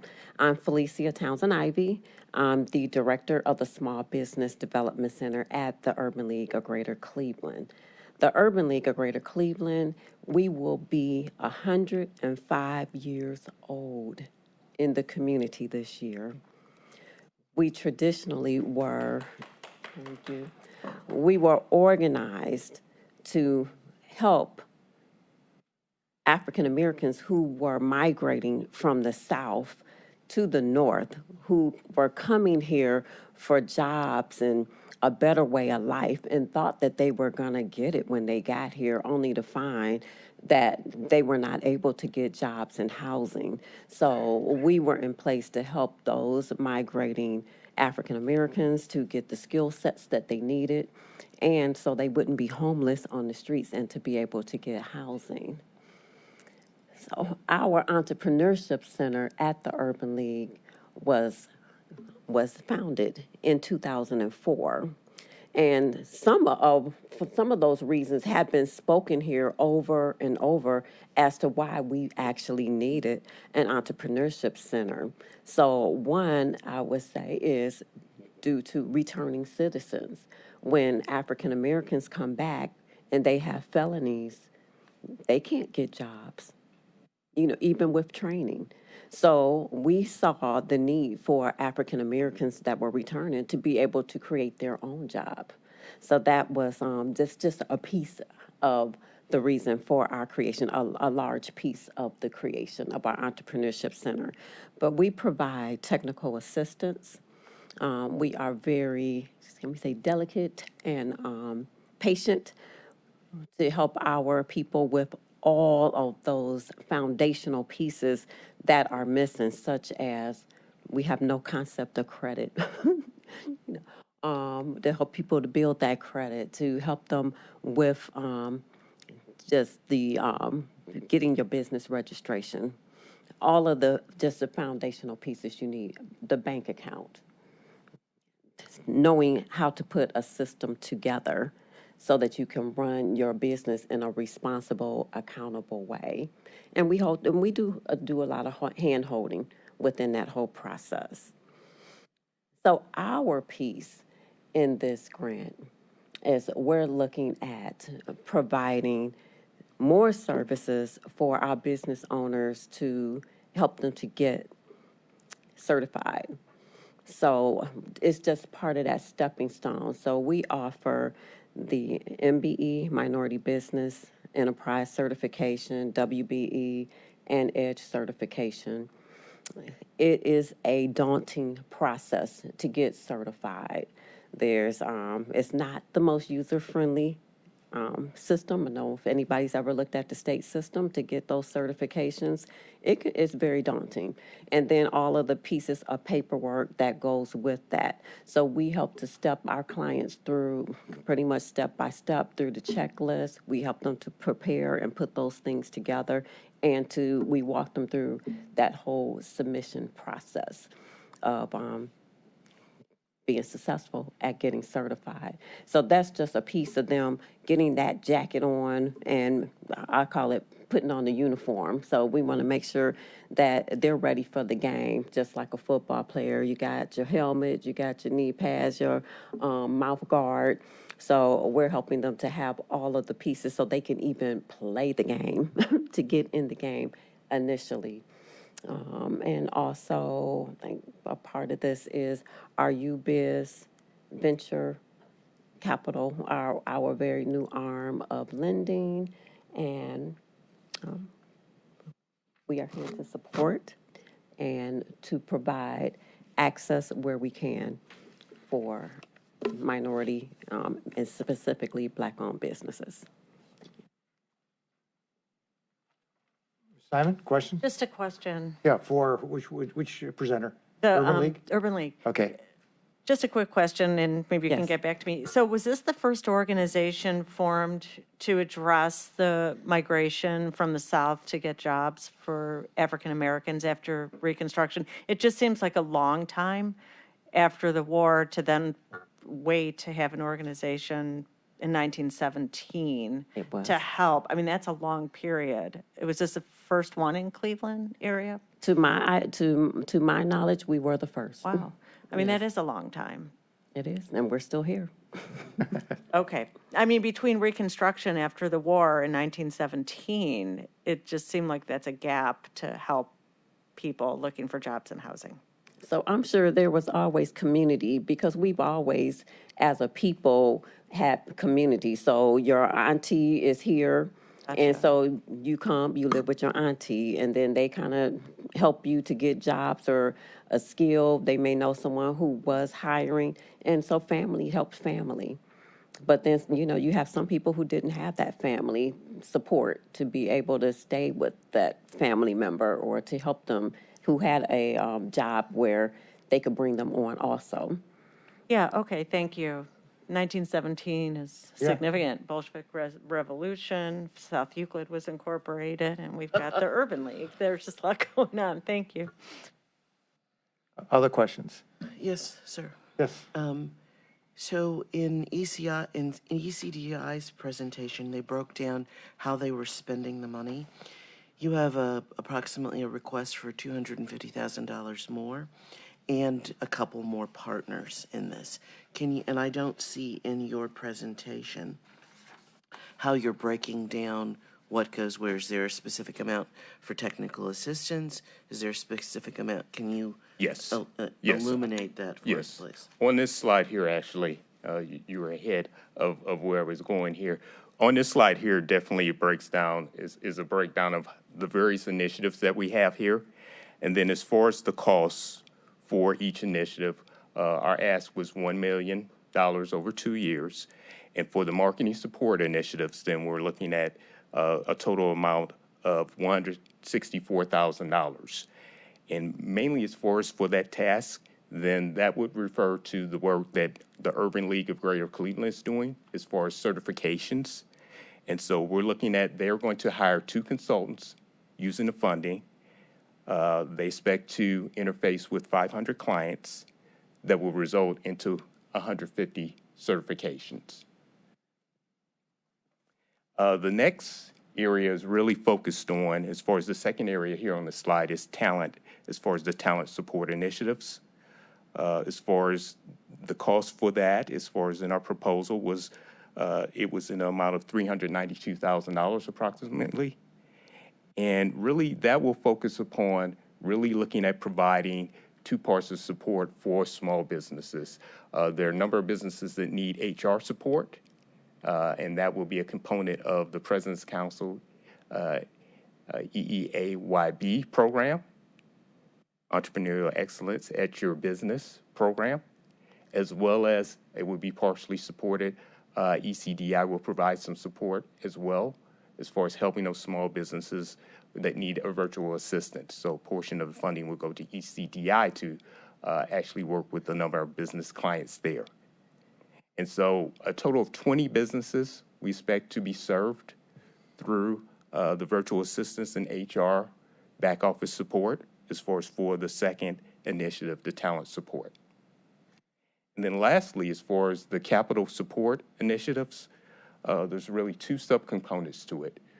One would be focused upon primarily as far as with the Urban League. It would help them as far as their UBIZ loan fund. And they're looking at approximately 7 loans during the period of the grant. And they're looking at actually serving 125 businesses. And that dollar, excuse me, Mr. Chairman, Could you confirm that that's the balance of 444 or something like that? Yes, it would be about $445,000 or 444. I rounded up. I'm good with that. So, are you, because of your partnership with ECDI, are you talking about leveraging those loans into larger amounts? And as I ask with ECDI, what does that leverage factor look like? Is it 2 to 1, 3 to 1?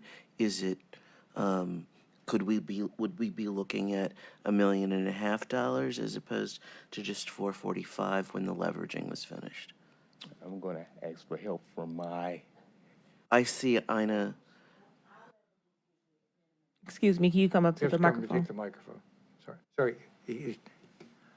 Whoever's going to speak has to actually be on the microphone so we can get it recorded.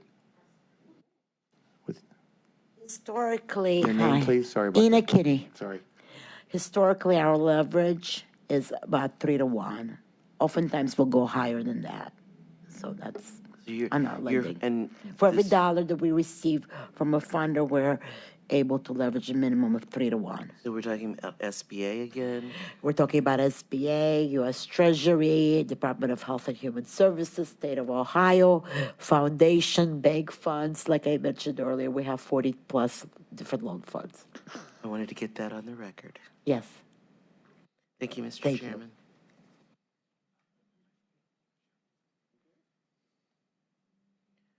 I do have a follow-up. Yes, I just wanted to ensure that we were okay with the answer to that question. The follow-up, you may need to stay at the mic. Is it Felicia? Felicia. Alicia. I can't read my own handwriting. Oh, no, it's spelled the same.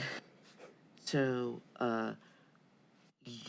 one of the pieces that you will be involved in, because I see that you will be involved in multiple pieces, is the hiring of 2 people to help provide marketing support. Tell us what that means. That means that you will go out across the region, the county region, to talk about. Yes. So what that basically means, it is we will market, and we are partnering with different cities, municipalities within Cuyahoga County. So we go out to those municipalities when we can. So we can be a little hampered by COVID, by the pandemic, but prior to that, when the different municipalities have their city, maybe like town halls, we would get invited so that we can explain what we do at the Urban League to help those individuals, business owners, to get certified, and our other programs also, because we have other beautiful programs that help to get the business owners to that point, such as our Becoming Bankable program, which we actually started with ECDI. So you go out, for example, both my district and Sunny's district are involved in sharing a Chamber of Commerce. Yes. And so you'll go out to those Chamber of Commerce meetings and talk about this type of programming. Absolutely. Usually those meetings are called like doing business with, let's say, South Euclid, or doing business with the city of Euclid. So it'll be kind of like a shared exchange with the business owners. We're telling them how they can get involved and do business within those city limits, but then we talk about our support also of how we support the business owners. Since we're a county entity, we want to make sure that as far as you can go, people tend to associate the Urban League with just the city of Cleveland, and we want to make sure that it is reaching out into all our suburban, especially our inner-ring suburban communities. Absolutely. Okay. I mean, and this Wednesday, you'll find us at the South Euclid 1 Entrepreneur Appreciation event at Notre Dame. So, we're reaching out, and as the community is kind of opening up more, then we're out touching, and we're trying to be a little more face-on in the public also. Thank you, Mr. Chair. Other questions, Mr. Miller? Yes. Just wanted to say, how great it is to have an organization from my district, the Ohio Aerospace Institute, to be a lead agency on this program. And I'd like to ask that my name be added to this resolution, and would also ask if the director could round up all the slides from their presentation and the organizational presentations and send it around to all of us. Thank you. Thank you. Other questions? Yes, Ms. Baker? I'm just curious, and I too support the Ohio Aerospace. I visited you, and it's a great organization. You bring a lot of students in, and but what is the connection with aerospace? Do you make any connection with the aerospace piece of it as far as this program goes, or no? The aerospace piece will not necessarily be a big part of this effort. Really, where we're going to play a role is with respect to looking at opportunities to work with small businesses. As I mentioned before, we manage a program called the Federal and State Technology Partnership Program, and the big emphasis is towards small businesses pursuing government commercialization grants. There's over $3 billion available annually. And so we have a particular focus in working with small minority businesses as part of our focus. And so we will be working with these organizations to identify companies that have the potential to take advantage of that funding. And so that will be our role with this project. If the opportunity presents itself where there are some companies who are working in the aerospace area, we will definitely work with them as far as more specifically from our industry focus. And then the other piece that we'll be working on this effort is really from a program administration standpoint. Given OAI has had extensive experience managing grants, we wanted to leverage our resources to help and help collaborate with some of our organizations here locally to use our core competencies to manage this grant. Okay, thank you. So does that mean you're charging them a fee? No fee. So you're not, the three groups that are getting the funding, they're passing through you folks, and there's no, it just seems to me, why don't they just come directly to us? As one has already come direct, why do they need to go to the Ohio Aerospace? Because I'm very familiar with what you folks do around the aerospace side, and it doesn't sound like this has a very big aerospace component to it. No, it does not. But like I said, we have a big area that we work with small businesses, and it fits nicely with that work that we do under the FAST program. So we get Small Business Administration funding as far as to advise companies that are interested in going after federal grant funding. So for us, working with these organizations is a good way to collaborate and find opportunities or companies that can leverage the resources of the federal program as well. And so that's how we see as far as our role. We just had a great presentation from ACDI and coming direct. It just seems to me that we've got an intermediary here that why even do that? Why not just have these pieces go directly from Urban League directly to the county and the ECDI, just like the previous request was? Sure. It seems to me we have an intermediary that anytime you put an intermediary between the funding source and the user, it just seems like it doesn't seem like it's adds a lot of value. And you've already indicated that it doesn't have much of a connection to the Ohio Aerospace side of the aisle, which is we sit right outside of NASA, so I know where you sit, and you develop those kind of projects. I didn't hear that in any of your comments out there. But. Right. Well, like I said, the big part is the tech-based economic development piece as far as working with small businesses. And so finding, as far as working with these organizations, and offers an opportunity for us to identify potential prospects for our program. And like I said, as far as some of our strengths, as far as working within, as far as managing programs, is where we thought we could play a role.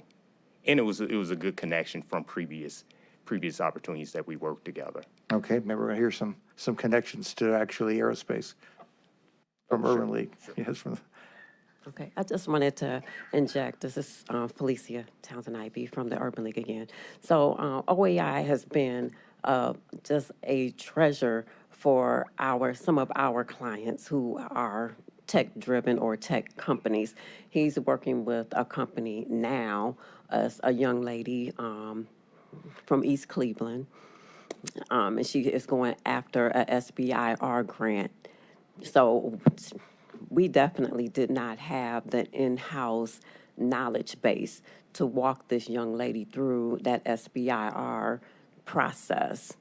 But with the help of Anthony and his team, she's made it through one phase.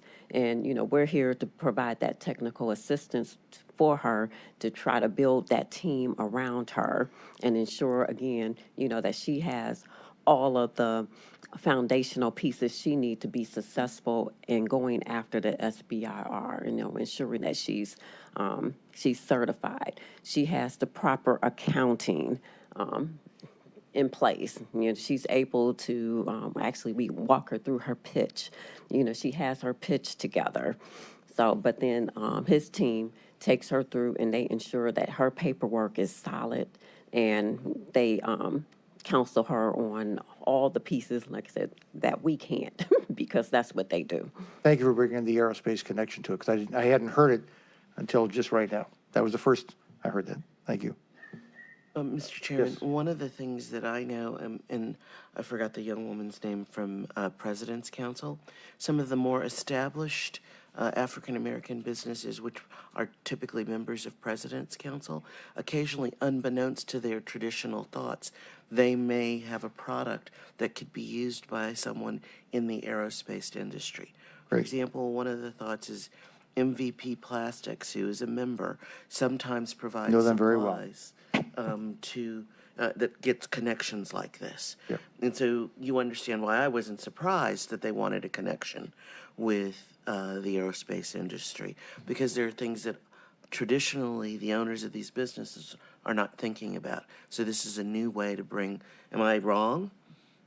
This is Erica Pennick, Executive Director of the President's Council. You are absolutely right. I am so thrilled to be able to rattle off a whole bunch of names that represent our organization. We have MVP Plastics, Zen Technologies, New Horizons Baking Company, which is the third Black-owned organization in the nation. Anderson DeBose, who's the #1 Black-owned organization in the nation. We have Spectrum Global, Bonnie Speed. We have Zaymat Industries, Paul Mitchell Schools, and a number of others. We also represent 200 more Black-owned businesses that would not know about the opportunities available through SBIR or FAST if we were not connected with OAI. Good, thank you. Any other questions?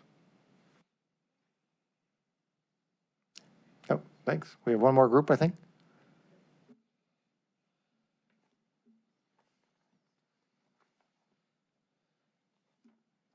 Mr. Chairman and committee, I know we're running a little bit long. I think we're It's a good topic. I don't think anybody in this, on this forum is going to walk out prior to the end of the meeting, so. Mr. Thank you so Chair, I much. do There have is to somebody. walk out, and What's it's that? no offense. Oh, I you said do? I've got a meeting Okay, at 3. we'll see if we get to our 10 minutes. So I support this, but yeah, I might have to run. Both Okay. Councilman Tuma and I do too. Oh, do you? Yeah. Well, Okay, you I got got 9 stuff to minutes do, then. too. Sorry about that, everybody else. Okay. I apologize. Next presenter is Village Capital Corporation President Dion Alexander. You have 7.5 minutes because you still have to take a vote. Thank you. Sorry, That's to Chairman Schramm, brevity. the council committee, and to Director Hertig and his staff. Thank you so much for the opportunity to be here and to present. And I can do this in 7 minutes. You only I have think- 2 pages on yours, too. Yeah, So. I am very coachable. The director said, keep your slides brief and stick to the point, so I don't have many, and I'm going to talk to you. Also, I'm probably one of the only people who have been an economic development professional for a large county, a banker, a small business owner, and an investor. So I don't have to repeat everything that everyone else has said about the importance of this work, and we're so grateful for the county for this opportunity. And thank you to the clerk for putting the slide up. I'm just going to tell you a little bit about who we are and why we're here in case you don't know us, and I believe it's the big green button. But Village Capital is a community development financial institution. We are a wholly owned subsidiary of Cleveland Neighborhood Progress, which is the oldest and largest community development intermediary in Cleveland. Our sister company, New Village, is also a real estate development entity. We've been around since 1992. We primarily do real estate lending. Since our inception, we've made over $130 million of loans. We leverage private investment 10 to 1. All of our loans are in Cuyahoga County. And so I want to really talk to you really briefly about equity, because equity has become a buzzword for many in the last couple of years. And I mention our relationship with Cleveland Neighborhood Progress because we actually began a racial equity and inclusion conversation in the county in 2016 and began to bring in professionals to talk about this. We've trained over 3,000 individuals, businesses, public agencies about how to have the courageous conversation about racial equity and inclusion in their organizations and to discuss systemic racism. And so we don't want to continue to tell people, all the fish are dying. We want to tell people you need to check the water supply. It's not that all of the fish are dying of their own free will. And that's why many of the trainings were called groundwater. How do we talk about systemic shifts, particularly in the business community where people are coming to this space undercapitalized, and they don't have what I call the FBI, friends, brothers, and in-laws, to help seed these businesses. To the comment of Councilwoman Simon and Councilwoman Stevens about why are these businesses still stressed after all of these years, it's sort of a long history of playing catch up and not having the equity. And so we are very committed to the principles of racial equity and diversity. They are threaded throughout our organization. We just finished a strategic plan, and our strategic plan goals are here, that they are very explicit about increasing our lending to women and businesses owned by people of color, and to create greater investment readiness. Because the reality is that you could give some businesses a bucket of money right now and they still wouldn't be successful. There are lots of steps you have to get to readiness. We offer construction lending, permanent lending. We do a contract finance line, much like ECDI. We make small business loans, and we provide technical assistance to a variety of organizations, community development corporations, for-profit, nonprofit developers, for all types of projects and businesses. And we know that, as you said, Chairman Schron, retail and hospitality is hard hit, but it's hard hit for everybody. It's a tough business model to operate. And so we want to get people ready for those challenges, regardless of where we are in the economic cycle. This is just a brief organizational structure chart. And the only reason that it is important here is that part of the money that we are requesting from the county, which is $500,000 over the 2-year term, will be used to help fund positions to provide more technical assistance and one-on-one. We have staff now. To the extent of what are we leveraging out of this program, we are already bringing to the program $1.75 million of funding from U.S. Bank for their small Black female-led business lending program. We're bringing $1.5 million from the Department of Treasury, the CDFI fund. We are about to close on a $2 million PRI from a bank. All of this is for small women and minority-owned businesses, which will leverage the county's $500,000 investment, which we're hopeful that you will approve. The program is called Grow You. Why is it called Grow You? Because this is your really cheap MBA. A lot of our small business owners are spending most of their time working in their businesses and not on their businesses, so you have basically bought yourself a job, which you could have done a lot cheaper by just going to work for somebody else. Unless you're really going to work on your business and expand it and scale it and hire and pay your taxes, you just bought yourself a really hard job. And so this is your opportunity to grow you. And it's capital, capacity, coaching, and connecting, all of the services that you've heard many of us talk about, only customized to the individual business. So I don't have a term sheet about how much we are lending at what rates. If you've seen one, you've seen one. because all of our lending is customized to the individual borrower. And really, we talk about building generational assets. The county has done such a phenomenal job with workforce development. And I, again, have worked for a large county government, and I put this workforce work bar none against many organizations nationally, but that's an income play, and we need that. Business development is an asset play, and there's a difference between income and assets.